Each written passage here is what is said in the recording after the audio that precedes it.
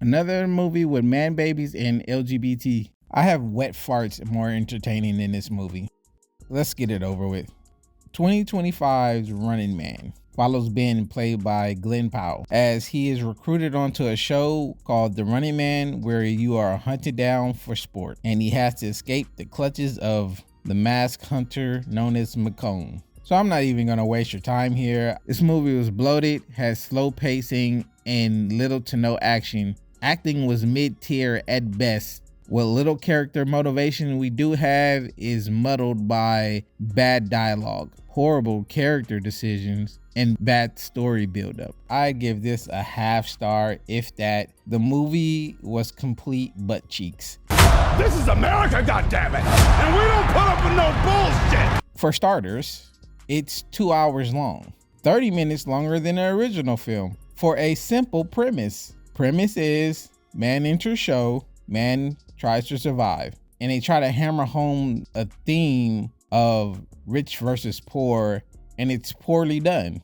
The very few jokes that you do get in here are not funny. There are some good setups for a good joke. I saw like one or two where I'm like, oh, if that had been cut differently, timed differently, it would have paid off. But I don't watch too many Glen Powell movies, but from the ones I've seen, he doesn't have the comedy chop. So that's one. The 1987 film, however, they are the pun masters, and then they have about a good 3 jokes that land well. I'll link that review below. Anywho, the pacing in here is awful. The story just is bogged down by Ben and his kid and the reason that he's doing this, even though his wife asked him not to. It was understandable, but it was way too much time spent on this, and there's way too many scenes spent watching him do mundane stuff, walking to his hotel, driving here, getting a taxi here. The music playing in the background is that of action, as if something's going on and there's a sense of suspense, and he's just walking to his room. He's just checking into a hotel. Like, what are we doing here? And this happens a number of times where there's just mundane conversations and mundane movement through the film. There was one potential good scene where after his induction into the Running Man show, he gets 12 hours to prepare. He goes to see a guy in Slum Village or whatever it's called, and it's the guy from Weeds. He only has this one appearance in the movie, which would have been a good setup, a more compelling setup as to why he really joined the show. The guy is upset with Ben because he signed up for the show and tells him, hey, you know, I was gonna offer you a job. I just wanted to see you in person. Like, you could have done it at any time in order for this man not to have to sign up. So it kind of is your fault that he's on here. But anyway, that scene should have been placed way earlier in the film and edited differently. He was one and done. And then there's all these random characters that pop up to help him along. People we've never met before. We meet him once, and it's not like we meeting him in passing. He's deliberately going to these people, and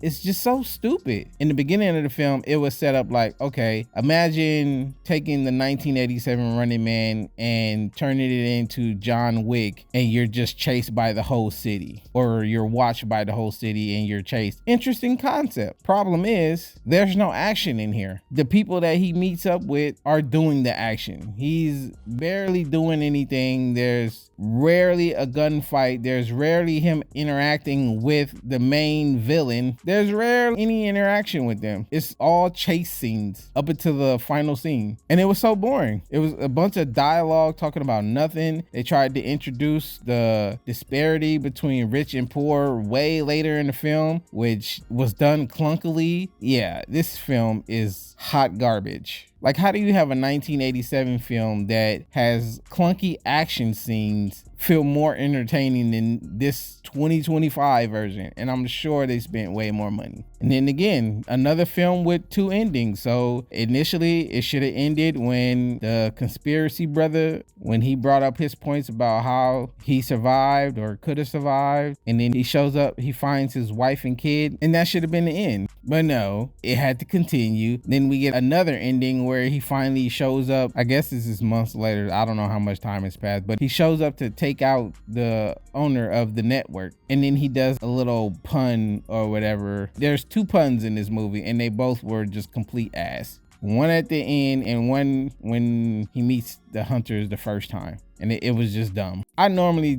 don't tell people what to watch, what not to watch, but I do not recommend this. Just pass this. Save your money. Watch it on streaming. Hell, just watch it on TV when it actually comes on Freevee. Yeah, this movie is just awful. So yeah, we have Ben, who's basically an NPC in his own movie, where he's going from checkpoint to checkpoint and getting help by other NPCs. So I say there's 2 dumb scenes and 1 extremely stupid line. So let's start with the stupid line. Scott Pilgrim shows up and is giving a speech about how things work and how things need to come together in order to work. And he gives an analogy of revolution is like a bomb or something like that. It's harmless unless someone initiates the countdown. Really?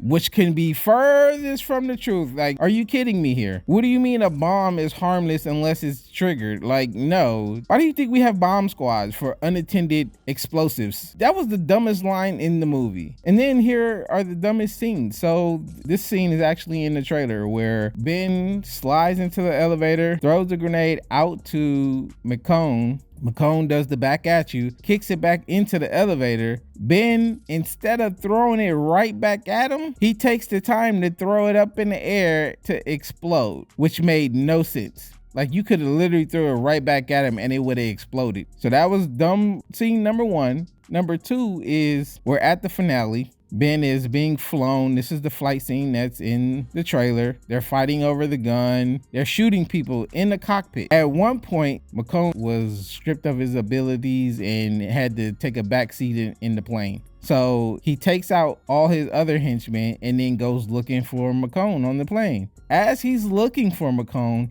he's shooting each bathroom stall. Do you hear me? Shooting each bathroom stall. And not one point did they rupture the hole. And there's like 6 bathroom stalls that he shoots through. And you can see McCone is hiding under the floorboards from a mile away, but he emerges from there. They have a little fight. McCone gets the pistol, shoots, and when he shoots, it ruptures the hole. So you mean to tell me this man was shooting through empty bathrooms and didn't puncture anything, but the moment he fires 1 bullet, he punctures the window? And then to even further make this scene stupid, McCone has been dead to rights and says, hey, you know what? I'm gonna put down my gun and pick up my knife and just kill him because I don't need this gun to kill him. Even though that's what you started the fight with. Mind you, the window is already busted out at this time. Air is seeping out. McCone has on a parachute and is on top of Ben.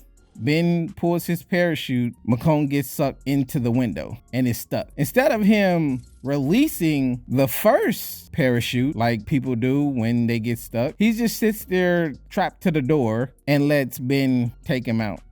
This is the type of writing we're left with. We've extended a 1987 film a full 30 minutes only to have horrible pacing, horrible dialogue, and next to no action in the action movie. Let that sink in. But if you are unfortunate enough to have seen this movie, leave a comment. That's it for this video. Don't forget to like, share, subscribe, and I'll catch you on the next one.